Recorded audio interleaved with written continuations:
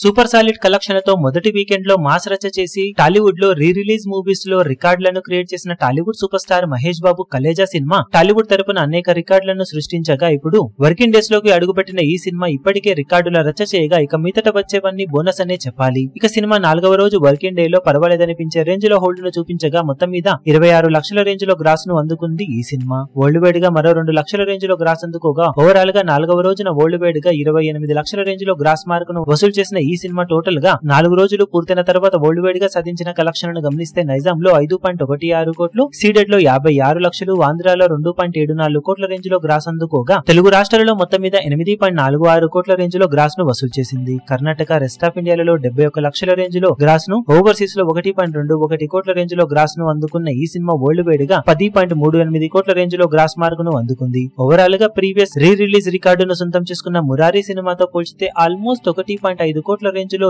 Lead తో కొత్త రికార్డును నమోదు చేసి దుమ్ము దుమారం లేపుతూ దూసుకుపోతున్న కలేజా సినిమా ఇక మిగిలిన రన్ లో మరికొంత కలెక్షన్లను సాధించి అప్కమింగ్ మూవీస్ కి సాలిడ్ టార్గెట్ ను సెట్ చేయడానికి సిద్ధమవుతూ ఉందని చెప్పాలి. ఇప్పుడు